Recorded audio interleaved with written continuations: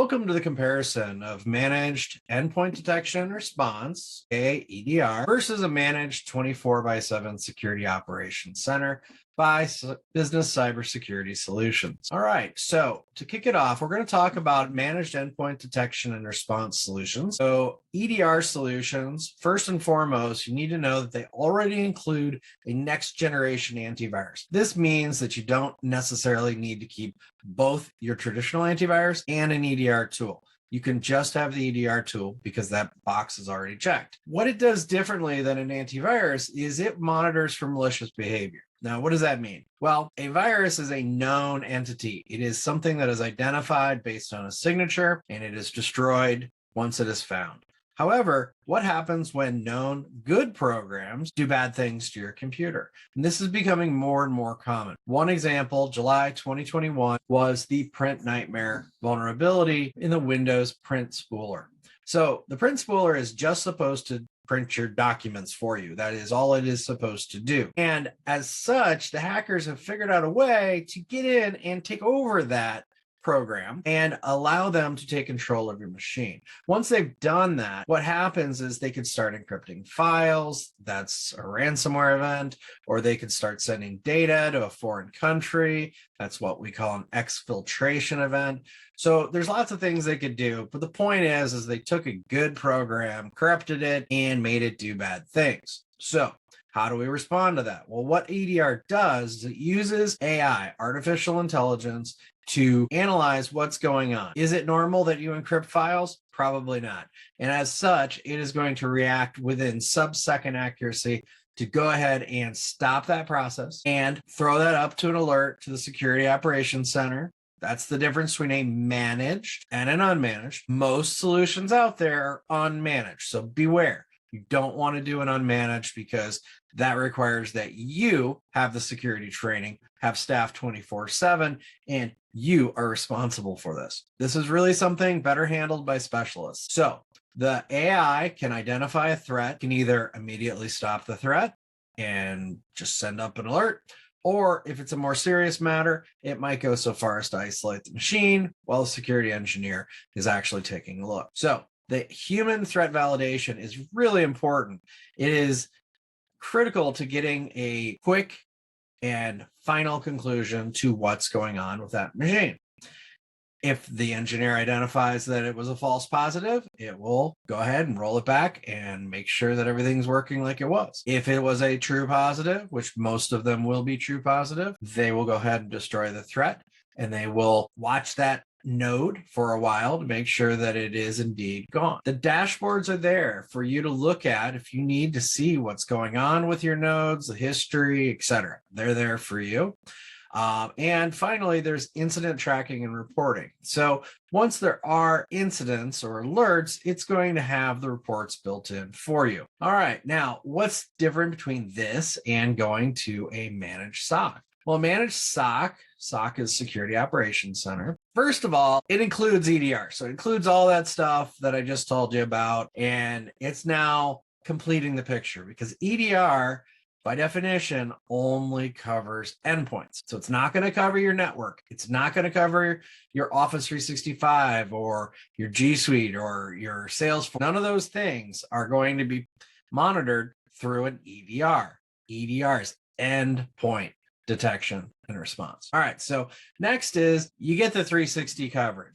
With a SOC, you now have the ability to tie in all your critical network devices, tie in your key SaaS applications like Office 365, and give more information so that the SOC can do a better job of defending you. The biggest limitation with EDR is that it doesn't necessarily know what else is out there, and it can't correlate across all of them. It won't know that if a threat was on the machine, did it come through Office 365? Did it come through a firewall?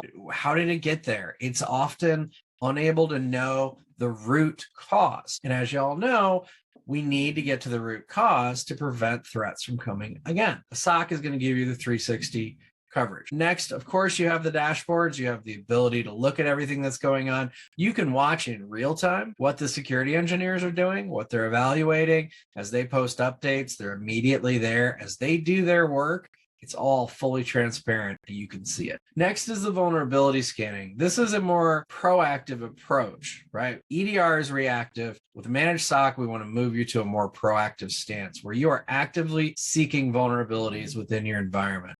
And these tools are run every month, present a report for you, which will allow your IT team to go in there and fix things. And these could be things such as certain applications are not patched, network devices don't have the right firmware or they're end of life. But basically, it's trying to be proactive in telling you, hey, these are the things that need to be addressed because they could allow a threat into your environment. Incident response workflows are critical too. Not all threats are created equal. So if you have a large-scale ransomware event start, that's a 911, all hands on deck. Everybody in the IT team and maybe an outsourced provider needs to be made aware. And that's built into your incident response workflow. There might be other things where there are some minor malware found or some casual probing of your network by a nation state or a bad guy. These are not terribly time sensitive. They're not critical. And as such, those incident response plans could probably be set to, talk to me in the morning. Whereas a big ransomware event, well, let's get everybody out of bed. We got to get this fixed now. So the ability to customize your workflow is really a huge benefit of the Security Operations Center. Now, the last and probably the single best thing of a managed Security Operations Center is the ability to have a security engineer help you remediate the problem. Yes, they will be with you every step of the way to go in and fix that problem in your firewall or fix the problem in 365 or help clear up a workstation or help you get to the end result. And as a result, they will also go ahead and create the incident report. The incident report is needed by a lot of regulatory agencies, but it's just good sense because what it does is it says from start to finish what happened, who did what, when did they do it, how did we find the root cause, how did we solve the root cause, and how confident are we that this will never happen again. You don't get that if you go with an unmanaged security operations center. There are plenty of providers selling things that they call XDR or just a security operations center or an MSSP that just says that it's managed when it's not really managed. So it's critical in the decision making that is remediation covered right there. That's huge. And what level of customizability and transparency do we have? If you have no transparency, it's probably not a fully managed solution. So I hope that helps you understand the difference between managed EDR and a managed SOC. On both of those, I am going to tell you, do not consider options that are not managed. They are not worth the money. They will generate a lot of log noise, just lots of alerts on things because you don't have professionals tuning the systems to really make it an effective complement to your security stance. So anyway, thank you very much.